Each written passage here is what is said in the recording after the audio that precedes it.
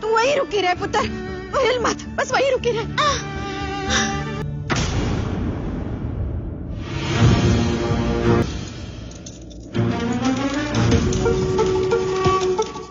ये कैसे काट रही है? नीति ने परी को दिया कुएं में धक्का और यहाँ पर सारे घर वालों को बहुत चिंता हो रही है। भाई पहले तो नीति अकेले ये काम कर रही थी, लेकिन अब यहाँ पर बेबे ने भी उसका साथ दिया है और जब नीति उसको कुएं में ढकलती है तो बेबे देख लेती है और बेबे भी आ जाती है कि अच्छा किया तुमने, ये सारी चीजें कर दी। और नीति बहुत खुश हो रही है। नीति कह रही है अब मेरा प्लान पूरा हो गया। ऐसे कोई काटता है क्या? अरे सीधे से काट। नहीं बेबे, सीधे से काटूंगी ना तो जब ये रस्सी टूटेगी तो हम सबको बता देंगे कि हम तो इसे स्टोर रूम से लेकर आए थे, और क्या पता स्टोर रूम में किसी चूहे ने कुतर दिया हुआ इसे। बेबे, जो रस्सियां कुएं के लिए यूज होती है ना वो बहुत मजबूत होती है, इतनी आसानी से नहीं टूटती।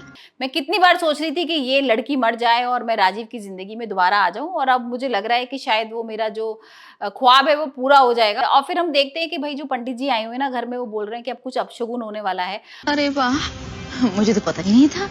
शहर में रहकर पिंड की बातों को तू अभी तक भूली नहीं है। इतना सब कुछ मालूम है तुझे यहाँ का भाई। बेबे, शहर में तो मैं कुछ सालों से रहने लगी हूँ ना, बाकी अपनी पूरी लाइफ मैंने अपने पिंड में बिताई है। और यहाँ पर परी, क्योंकि परी तो भाई है नहीं वहां पर, तो सारे लोग चिंता कर रहे हैं कि परी कहाँ गई है, परी कहाँ गई है। और वो उठने की कोशिश भी करते हैं सारे घर वाले, लेकिन पंडित जी मना कर देते हैं। वाह, पिंड दी कुड़ी है।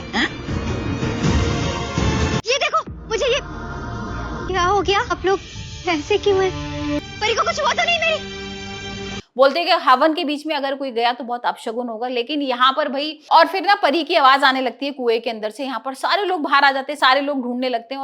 यहाँ पर राजीव देखता है कि परी तो कुएं के अंदर गिरी हुई है, और सब लोग पूछते हैं यहाँ पर कैसे आ गई। भाई किसी तरह तो जो राजीव है वो उसको बाहर निकालता है और हॉस्पिटल लेके जाता है।